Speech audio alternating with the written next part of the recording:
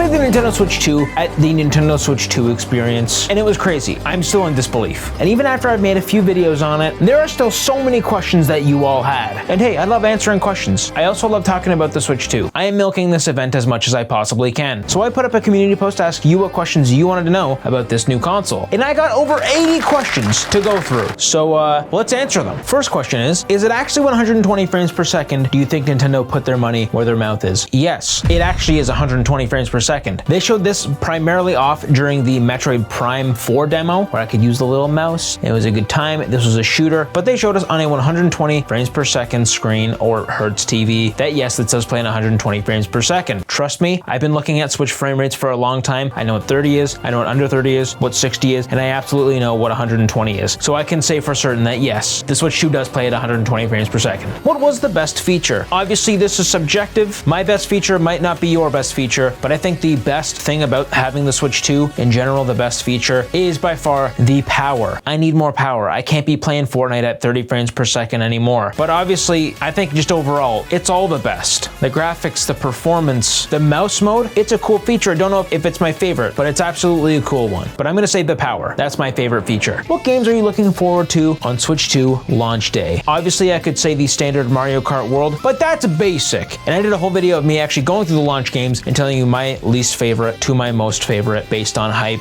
and what I'm going to play on day one. So I'm actually not gonna say here, but you can go check out that video. What's the UI like? So Nintendo actually showed us a screenshot of the home menu on their website, and it's actually very similar to the Nintendo Switch 1. Basically, it just shows the basic games. It's got the icons, it's got the time and the battery life and your users. It's the basic Nintendo Switch 1, but it's more rounded. And thank goodness, because now I know which one is which. Also, it's not just like a blue outline on the corners, it's got like a rainbow outline. Here's a side-by-side, I'm showing you now. And also, while I was at the event, they were like reconnecting controllers and all that stuff. And yeah, it showed that for every single menu, all the UI. There's now more round and a rainbow look to all of the UI. It's not a huge difference, but it's definitely a fresh new look at a simple menu. It's all it needs to be. And I'm glad they at least did something to it, and it's not just the basic feeling bland Switch 1 menu. At least it's got a little more pop and it looks a little newer. Will it make a grilled cheese sandwich if it overheats? I hope not. Now, I didn't actually get to test out how extremely hot it's going to be. When I was playing the game in handheld, it didn't even cross my mind that it was warm or it was hot or whatever. So I don't think it should be that much of a concern. I don't think it's gonna be extremely hot, but we do know that when it is in docked mode, there's a little fan cooling it down for when it does get a little warm. So I don't think it'll be able to make a grilled cheese sandwich. Technology isn't that good. What is a panini press? I think it'll be warm as you use it in handheld, but I don't think it'll be giving you second-degree burns or anything like that.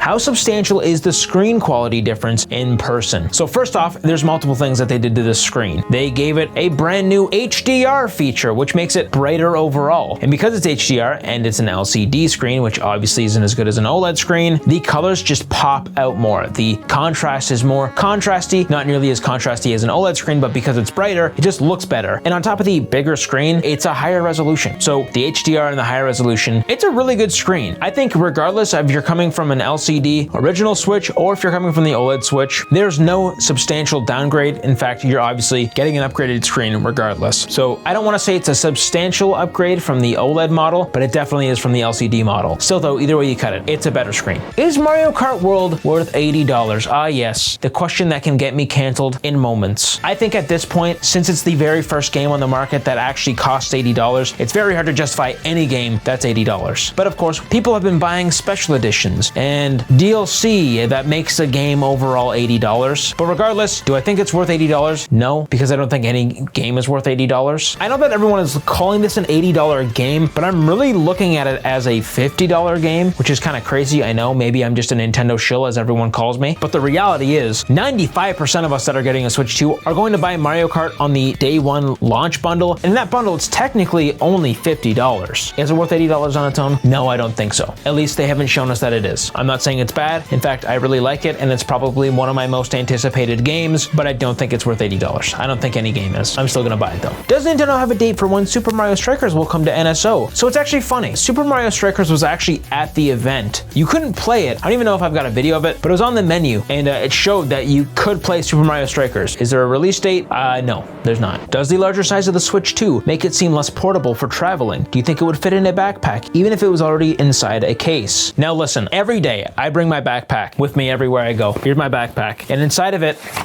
is a Steam Deck. The Switch 2 is smaller than this Steam Deck. So that being said, in my backpack, my chunky backpack, yeah, it's portable. Is it more portable? No, it's not more portable because it's bigger, but I wouldn't say it's not portable. Are you able to use a Switch 1 Pro controller with the Switch 2? So as we know, the Switch 2 Pro controller adds a few new things. It adds the C button. It adds an audio jack, finally. But is it necessary? If I want to use a Pro controller, do I need to use the Switch 2 Pro controller?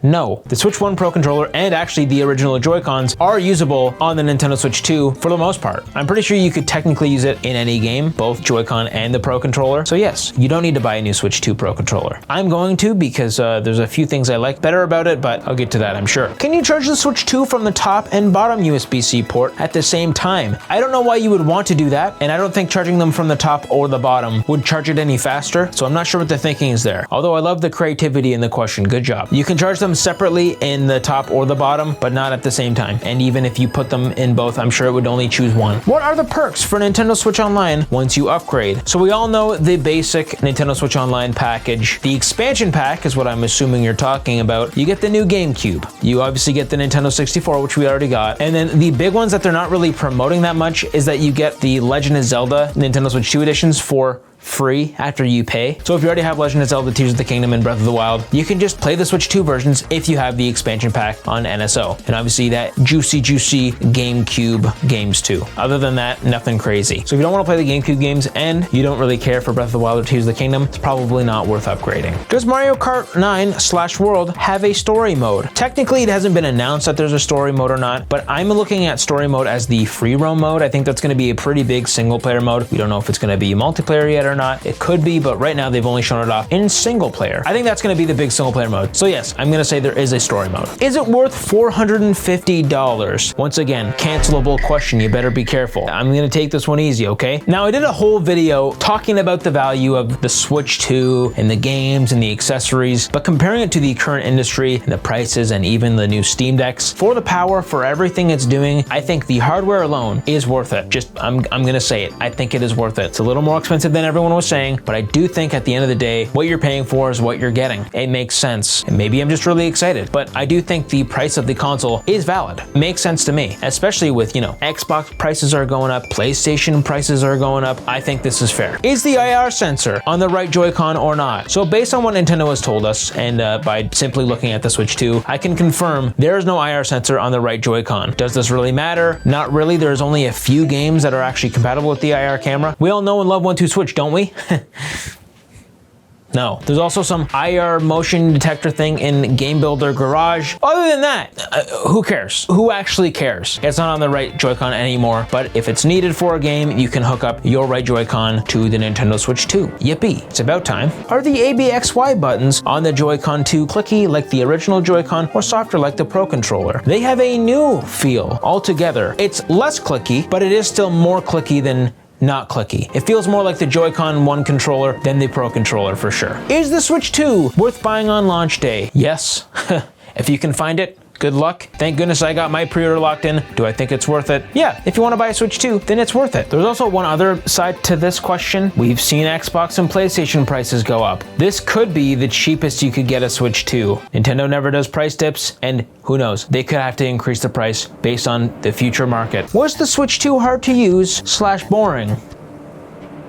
No. Do the GL and GR buttons feel comfortable to use on the Pro controller / charging grip? Ooh, this is a good question. So if you didn't know, the GL and GR buttons are brand new buttons on the Pro controller and the charging grip. They're actually back buttons. So look at this, we got back buttons. This is a PDP controller. It has back buttons as well. They actually feel really good, and you can assign them to any other button on the controller. Now, personally, I'm not a big back button guy. I don't usually use them, but I get the appeal. Are they comfortable to use? Yeah, if you want to use them, they're comfortable to use. Something I did notice though was that I would accidentally click the back buttons. Maybe it's just because I was tense while I was playing Mario Kart, who knows? But I did accidentally click the back buttons a couple times. That could be a potential issue if you have them mapped in a weird way. I probably won't use them on the Switch 2 Pro controller, or maybe with the Switch 2 Pro controller, I'll learn to use them. So we'll see. But are they comfortable to use? Yeah, I'd say so. Battery performance? What a good question. Battery performance, from what we've heard, varies a lot. If it's a less power heavy game, it can last up to like 5 to 7 hours, I think. And if it's a heavy duty game, like probably Cyberpunk or Split Fiction or Street Fighter or whatever, a third party beefy game, it'll last about 2 hours, allegedly. These are just rough estimates from Nintendo. I wasn't actually able to test out the Switch for that long. So there's my best answer. Overall, it's good enough. Still better than the Steam Deck. How are you supposed to use the mouse feature? So first of all, you can only use the mouse feature on games it's compatible with. You can't just crack it out and use it whenever you want. It has to be compatible for specific games. On Metroid Prime, it's pretty easy to use the mouse feature. It was actually very seamless, which I loved. You got the Joy-Con in your hands, you could go use the analog sticks and all that stuff, and then it was as simple as just putting the controller down on its side, and boom, it was enabled. I didn't have to go into any menus. It was just on, which was fantastic. How it just automatically knows when to use mouse mode. So that's how you're supposed to use it. And I like it. I like how seamless it is. You don't even have to think about it. Could become second nature. Who knows? Do you think Nintendo will release a white edition? I hope so. And if it's not going to be this generation, it's going to be when they revise it with the Nintendo Switch 2 OLED. I'm calling it now. But I would really like to see a white edition. I think white consoles are just sleek. If you insert a Japanese region Switch 1 card into the Switch 2 from a non-Japanese region, do they work properly the way they would on a Switch 1? My theory right now is that yes, the Switch 2 will be region unlocked around the world, unless you're in Japan. You see, Japan actually released a non-region locked variant, so you can only play Japanese games in Japan on this model. You can pay a little more to get a region unlocked variant of the Switch 2, but everywhere in North America and Europe, it seems that every single Switch is region unlocked like the Switch 1, so that's good. Will the Joy-Con edges take damage from being used as a mouse if not on a pad? That is a very good question. Obviously, when I played it at the Nintendo event, they didn't let us smash it against the side of a concrete wall or anything, but I have reason to believe that it probably will be fine on non-pad surfaces. It seems that the strap that you can connect to it actually has a little pad on it, so it should just theoretically drag on that built-in pad, thus not damaging the surface you're dragging the mouse con on. I just called it mouse con.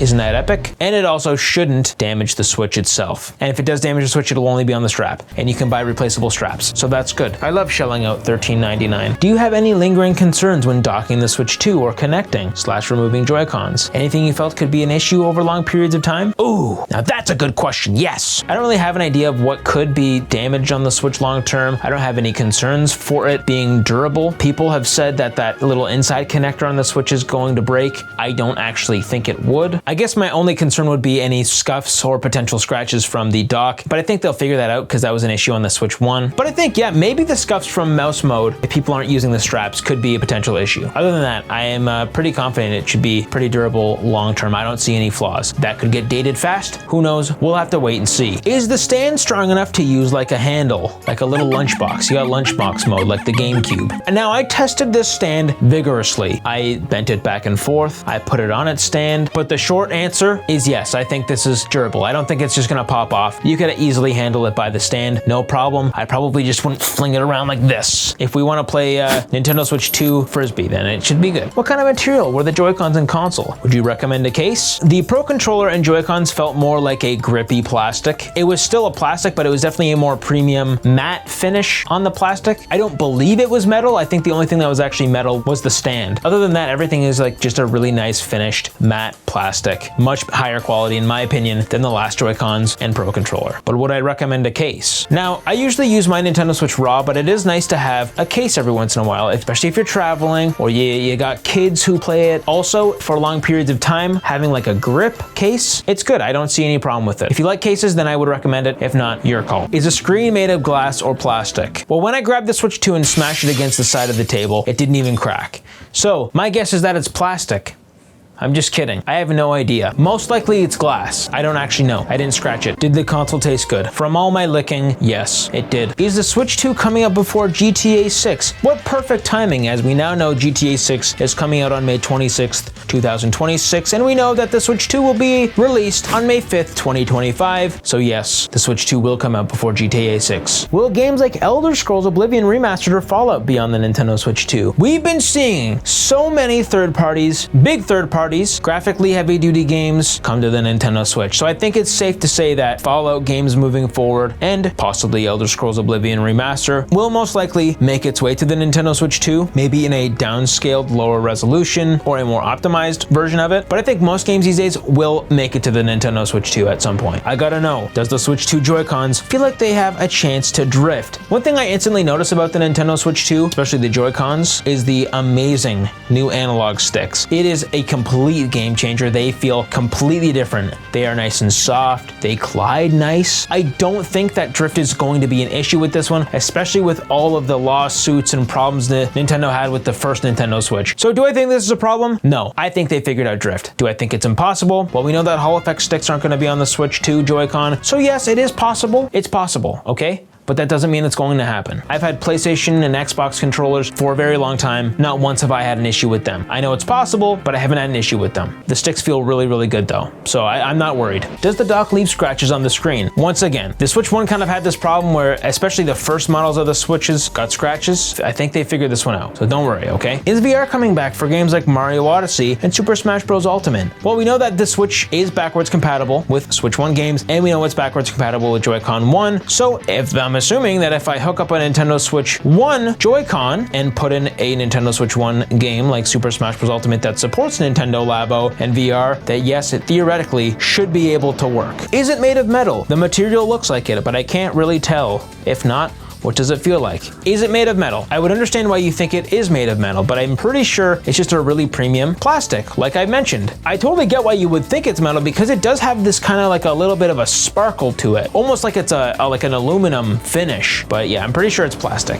Did the magnets on the Joy-Con feel like they could pop off at any time? No, absolutely not. I don't have any problems with the way the magnets feel. They feel strong, and yeah, I don't think it's just gonna randomly pop off. This is also a good time that I should bring up electromagnets. In my last video where I discussed Nintendo Switch 2 rumors, I said that the Nintendo Switch 2 magnets wouldn't just fall off if the battery dies, but then people brought up electromagnets, and the fact that the Switch 2 does have electromagnets so that if the console dies, the Joy-Cons fall off. That was a rumor like a year ago, but that's not the case. There's not electromagnets on the Switch 2, people. There's not. When you take the Joy-Con off, it uses a lever to push the Joy-Con off. It's not just an electromagnet. Trust me. Just trust me, okay? Is the Switch 2 gonna be worth it, as it is only PS4 level, and someone who currently owns a PS4 has never used a Switch? I think if you have a PS4, this is a great upgrade. You have just a bit more power, it's a much smaller body, and it's handheld mode. I think that's what you were asking. Thank you for asking. How good are the sticks and buttons compared to the Switch 1 and other consoles like Wii U, Wii, etc.? I think these are the best Nintendo sticks I've ever used in my life. I've already said it. These are the best. Lambs gives us a few questions. Is the new Pro Controller worth the upgrade, or is it about the same? So the new Pro Controller is about $15 more. However, the Pro Controller, while it's a pretty basic controller, has fantastic battery life. Like, it's got the new C button, it's got an audio jack. Do I think it's worth the upgrade? Probably not. If you have a Nintendo Switch 1 Pro Controller, you don't need a Switch 2 Pro Controller. But I know that when I get my Switch 2, I want everything to feel new. I want it to feel like a new console. And I also want to have easy access to that audio jack and that C button. So it's worth the upgrade to me. Obviously, if it's worth it or not depends on who you're asking, what your budget is. If you need another controller and you're going to upgrade anyways, I would get the Switch 2 Pro Controller. So yes, I guess it is technically worth it. Maybe just not the upgrade. Are the new Joy-Con too comfortable or uncomfortable like the old ones? Because of the girthiness and beefiness and size of the Joy-Con, they feel much more comfortable, especially again with those sticks. The sticks was a huge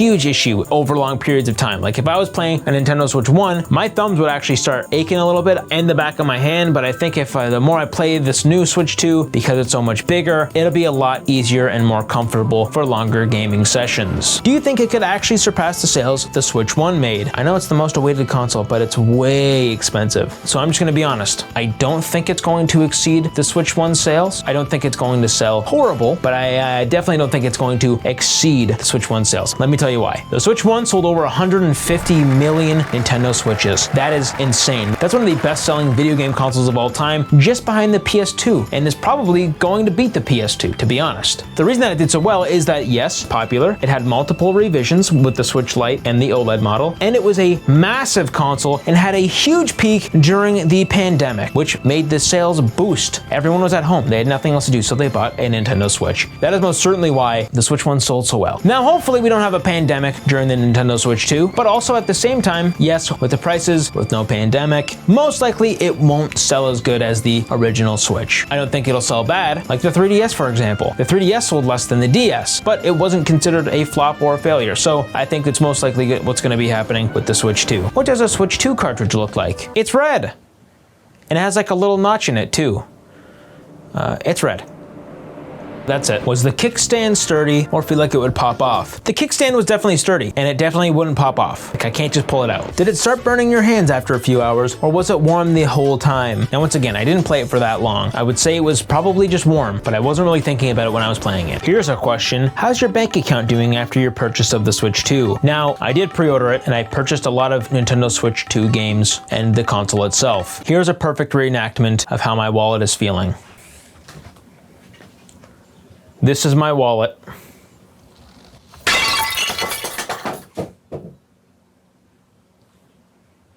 Broke. How's Fortnite? I did a whole video on how I think Fortnite's gonna be. You can click that one, but after this video. If you got to play Cyberpunk, Elden Ring, or AAA games, how are they? Do they run well? Do they run at 60 frames per second? So, I actually did get to play Cyberpunk, and it was my first time actually playing Cyberpunk at all. I think visually, this was a fantastic showcase of how powerful the Switch actually is. It didn't run at 60 frames per second, but apparently in performance mode, it pushes roughly 40 frames per second, which is at least better than 30 frames per second. There was a lot of motion blur on my demo. I think I was playing in quality mode, and I could tell it looked actually very good for a Nintendo Switch console. It was actually kind of wild and surreal that I was even playing on a Nintendo console with a Pro controller and how good it actually looked. So did they run at 60 frames per second? No, this one didn't, especially like Hogwarts Legacy. Hogwarts Legacy actually ran pretty bad. It was trying to stay locked at 30 frames per second, but it actually dipped a little bit. But also the console's not out yet, and only time will tell. But for the most part, big, massive, third-party AAA games most likely won't run at 60 frames per second all the time, but they do look good for a handheld system. Are the Joy-Con 2 analog stick placement more comfortable for games like Fortnite, which use the right stick for a lot of precise accuracy? Now, I don't know if the placement of the sticks are actually any different than the Switch 1, but again, the sticks are bigger, the sticks have more travel. Overall, it's just a better time, and it will just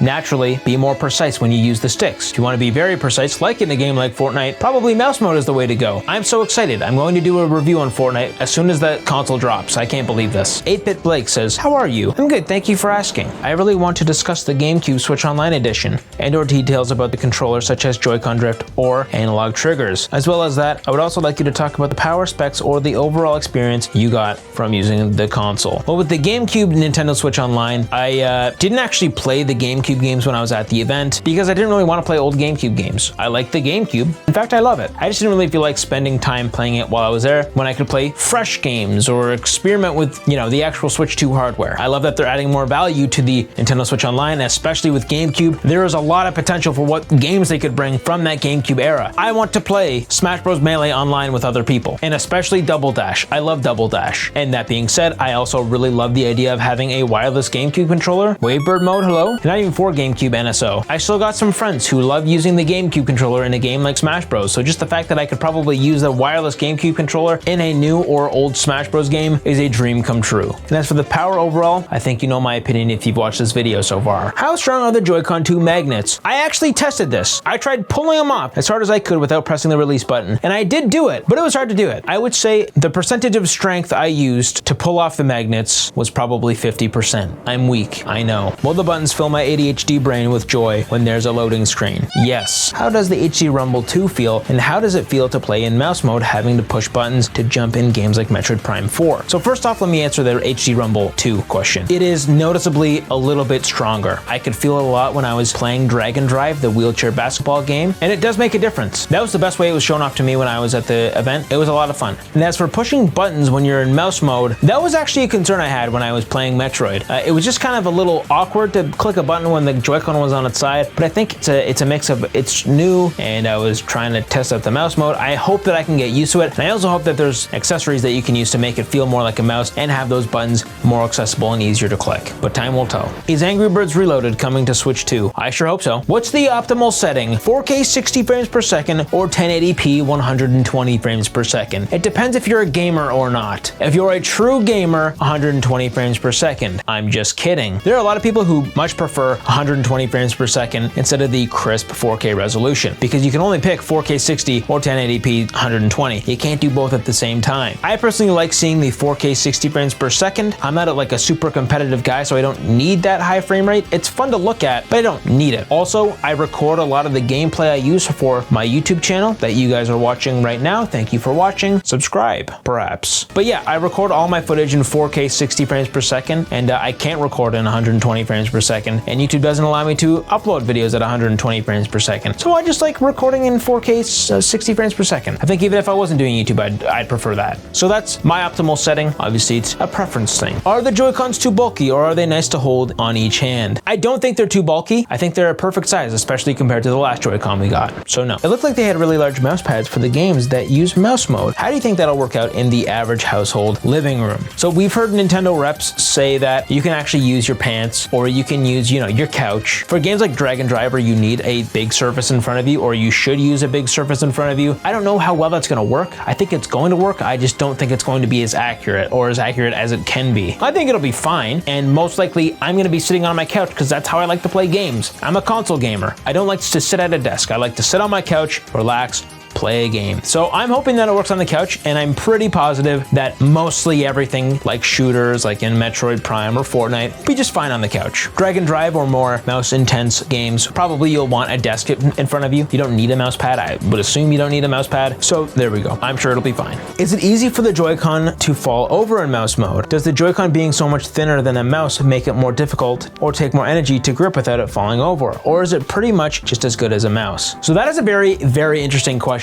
I didn't have any issue with the mouse actually falling over, but I totally see why you would think that, because it is thin. You don't got much surface. So yeah, if you're holding it hard, some people would actually lose balance of it or whatever. What I did notice was that I would accidentally lift it up a little bit, like I'd hold it on its back on accident, and it would still register and work. I just would kind of lose track of the whole body being on the actual desk. I didn't have a problem with it shaking to side, but I would lift it a little bit. A bigger concern when it comes to feeling the mouse and using it as an actual mouse is that it's not as comfortable as a full-size just clickable mouse. You actually have to stretch your hand in kind of a weird way, and when I was playing Metroid Prime 4, I actually felt like my hand was getting a little bit cramped. Now again, I haven't figured out the optimal way to use this mouse mode, and I'm sure there's going to be accessories for it. But for now, I don't have a big concern about this mouse mode. I think it'll be fine. Most likely shouldn't tip it over. It should be good, especially with these straps on. I think you're set. How does it feel in the hands, weight-wise? Is it heavier, lighter, or about the same as the original Switch? So I don't know if it's just because it was bigger, but when I picked it up, it actually felt lighter. I can't compare it to the original Switch. It's probably a little heavier than the original Switch, but because it's so much bigger, it felt lighter. So that's my answer. Overall, did you like the new Switch 2 LCD screen more than the Switch OLED screen? There's obviously pros and cons to both. The OLED screen doesn't support HDR, but it has much better colors and contrast, whereas the LCD on the Switch 2 has HDR support. It is brighter, and it's also 1080p. I think overall, the LCD on the Switch 2 is much better, especially because, it's bigger. But I think if it had HDR, 1080p, bigger screen, and it was OLED, that would be a complete game changer. And most likely, they're going to release it at some point. Are there a lot of games which use the mouse feature? Yes. And here's a list of the games we already know. Was it really worth all that money? Yes. Will you buy the camera? Yes, the camera. This is like the only accessory that I've seen that you can still pre-order anytime you want. There is not much need for this camera, especially since you can use any webcam apparently, or most webcams. Will I buy it. I need to buy it. I want to test it out for a video. It's a Nintendo camera. It is a lot smaller than I thought. When I went to the event, they had it out and it was like dinky. It was like so small. So yes, I bought that official Nintendo Switch 2 camera. I also bought the Hori Piranha Plant camera. That's 480p, and I even did it on purpose for some reason. Will there be themes in the home menu on the Switch 2? I have no idea. At this point, I'm gonna say probably not. Do you think Mario Maker 2 and other similar games like Game Builder Garage will get a mouse mode? Game Builder Garage allows mice to be used, and I assume Mario Maker 2 will have it, but what do you think? Well, we already know, based on the free updates that Nintendo is giving us, that Game Builder Garage is on there. So most likely there's gonna be a mouse mode in that game. As for Mario Maker 2, I'm gonna say yes, probably, because I don't know why they wouldn't. It's a missed opportunity if they wouldn't. Unless they're gonna do Mario Maker 3 in the next year or so, I can't see them not adding mouse mode to Mario Maker 2. Is there any wiggle with the Nintendo Switch Joy-Con 2s? Now that was another thing I tested out. You got that iconic Nintendo Switch wiggle that we're all used to, especially if you have a Nintendo Switch OG and OLED. And it actually does have a little tiny bit of a wiggle, but not nearly as bad as the original Switch. I don't think you'd actually notice it. It's not that bad. Could just be that they're new units, but I'm pretty confident that it's gonna be much more sturdy than the Switch 1. How did Mario Kart World feel to play? So amazing. Such a fantastic, refreshing Mario Kart. You can watch my full Nintendo Switch 2 experience video where I go more in depth on that, but yes, it was very nice and good. Do you think that the Joy-Con 2s might start coming off on accident like the regular Joy-Con? Now, mine don't actually come off on accident. I don't know what happened to your Joy-Con, but I know that this is a problem with a lot of people. They just accidentally fly off because the release button is just weak. I don't think that that's going to happen with the magnets. I've heard that apparently magnets get weaker over time, but I really don't think that this is going to be an issue on this console unless you accidentally drop it or go sicko mode and start flinging it around. You should be good. I don't think you'll accidentally drop these Joy-Con. Did the Pro Controller's D-pad improve on the inaccuracy of the Switch 1 Pro Controller? That is a fantastic question. The feel of it and the shape of it felt very similar. When I was playing it, specifically Cyberpunk, I used the D-pad a lot in that demo. I wasn't actually paying attention. I'm not gonna lie, but I can assume that it probably was better because they're new. And pre-ordered it all, and I'm gonna unbox all of them. So please stay tuned for that video, and that will be one of the first things I test. How do you feel about the power of the system? Do you feel it will be able to last the same time as Switch 1 and not be hugely behind the other systems in power? So right now it's kind of crazy, but it actually already is behind. This is always Nintendo's thing. They're always a little bit behind, but it actually is very similar to the power of the Xbox Series S. And I think game consoles and the power needed to play new games is gone like this. It's started to flatline. I think the barrier to entry is a lot lower now. You don't need as powerful systems to play these games. So that being said, I do think the Switch 2 will last longer on the market, assuming it does well, assuming there's enough sales. I bet we could see this for 10 years. And also the Switch 1. Just as a side note, I think the Switch 1 is still gonna last at least 2 or 3 more years on the market with new games. I pre-ordered, should I get a Pro Controller or a second set of Joy-Con? I have plenty of last gen Joy-Con. Again, that is such a good question. I think because you already have a set of Joy-Con with the console itself, get a Pro Controller, especially with the big, more comfortable feeling of the controllers. If you don't need a second set of Joy-Con and you don't plan on playing with 4 people in split Mario Kart Joy-Con mode, then definitely a Pro Controller would be what I would recommend. Is Mario Kart World so far worth getting in the bundle? Oh man, Daymare, I have no idea. It depends. You see, look at this. I'm a physical collector. I want to collect physical Nintendo Switch 2 games so much. I pre-ordered the Nintendo Switch 2 Mario Kart bundle, but I also pre-ordered the Mario Kart physical game because I don't know which one I want to play more. Obviously, I want to save money with the digital version, and it's a game that I want to play digital because it's more convenient and I always want to have it with me. But with the physical one, I have the physical case and I love physical gaming, so I don't know. I really don't know. As far as money goes, yes, it is definitely worth getting in the bundle. It's cheaper, so absolutely I would recommend it. You're saving 30 bucks. If you're not a collector, then yeah, definitely get it in the bundle. So thank you all for asking me questions. That was so much fun. And hey, consider becoming a channel member. Look at all these names. Don't you want to have your name here so I can acknowledge you? And hey, consider liking and subscribing and clicking this video. YouTube thinks you're going to want to watch it. I'll see you in the next one. See you later.